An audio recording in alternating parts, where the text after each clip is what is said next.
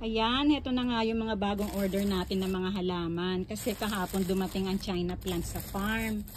So, ayun, nag-order na tayo kasi alam niyo naman, sumasabay sa panahon, mabibenta talaga ngayon itong mga pulahan. Alam niyo po kasi yung iba, instead na bumibili sila ng poinsettia, iba po kasi medyo, aminin natin, medyo mahirap alagaan yung poinsettia, tsaka paglipas ng mga ilang buwan, ay nawawala na rin yung mga pula-pula nila, diba po? Bumabalik sa dating kulay, na kulay green yung mga dahon, at eventually, ayon na rin sa aking own experience, pag tag-init ay medyo nahihirapan na rin akong buhayin yung mga poinsettia. So, eto na nga, i-repat natin isa-isa. Sa bawat ganito po, ayan, tatlong halaman ang nilalaman. So, paghihiwa-hiwalayin pa natin to sa individual parts. Ayan, so meron tayo ditong si Lucky Red. Medyo tulisan ang kanyang mga dahon, patulis. Ito naman si Red Beauty, medyo may green sa gilid. Ito naman si Pink Gilly, o ang tinatawag na Pink Katrina. Kung familiar po kayo kay Pink Katrina, yung ating mga plantita dyan. So, yan. Tapos, mayroon tayo ditong Red Ruby. Siya naman ay medyo bilugan yung kanyang mga dahon. At saka pulang-pula, tingnan nyo to. Compare nyo dito kay Red Beauty. Deep red si Red Ruby. Ayan. Tapos, meron din tayo ditong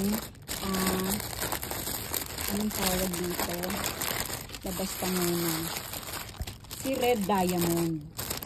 Mas maliliit ng konti, pero pulang-pula pa rin yung dahon niya. Ayan. At meron tayong isang plantita client na nag-request naman ng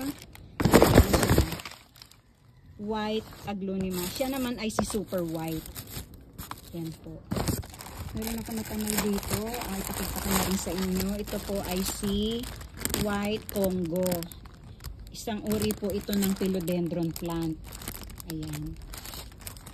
Kasabay na rin ng ating mga in-order na mga aglonema ay meron tayong ilang-ilang dito na mga alocasia na mga imported din po ito. Ayan. Ilalabas ko para makita natin mabuti. Ayan, kasi mga nakabalot pa sila ng papel. Ito naman yung ating dwarf snake plant na si Gold Band. O siya, ilalabas ko muna at tayo maghahanda muna sa ating pagre-repat. Ayan, tinanggal ko muna sila sa balot para makahinga-hinga naman. Mamaya-maya na tayo magre-repat. Siya nga pala, ito yung mga alocasia na kasama. Si Alocasia coprea. Ito si Alocasia corazon. Alam nyo, meron din tayong corazon na version. Yung tinatawag nating Maria Corazon Aquino. Yung sa atin medyo pahaba yung dahon na matitigas. Ito naman, medyo maikli siya dun sa local natin. Tsaka manipis lang yung dahon niya. Tapos ito naman si Alocasia Jacqueline. Ako na napaka-top rare na Alocasia. Ayan po, sana ay mabuhay ko naman to ng maayos. First time ko kasi nag-avail nito. Tapos meron tayo dito yung Dwarf Sansevieria na Gold Band. At ito naman ay si Silver Moonlight. Ayan. So dito muna at umaambon na. Magbabalik tayo sa pagre-repat maya-maya. Tingnan nyo po, balikan natin tong si Red Aglonema na pulang-pula. Ang ganda. O, eto yung, super red.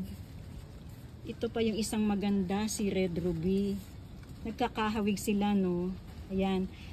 Alam nyo kasi itong mga China plants natin, seasonal lang kung dumating. So, pag nandyan na siya, yan, mag-order tayo sigurado kasi baka paniguradong mauubusan tayo sa farm kasi ito po ay agawan po ang mga reseller sa pag-order nito. Talagang nauubusan po lalo na ngayon at bare months. Ayan. So siya nga pala, kung gusto niyo pong mag-order, no, mag-PM lamang po sa The Late Bloomer. Yan. Hindi naman po kamahalan ng ating halaman at makakasiguro po kayong stable bago natin i-release at nakatitiyak po kayo na correct potting mix yung ating ginagamit. Hindi basta-basta mga lupa o loam soil na pinagtataniman. According po sa need ng mga halaman, yun po ang ginagamit nating potting mix. Ayan. Hindi po tayo nagpapabaya na kung ano-ano lang. Kasi sayang naman ang halaman kung sila ay hindi mabubuhay ng maganda. O siya, hanggang dito na lamang po ang aking pagbabahagi. Ito po ang The Late Bloomer. Happy planting!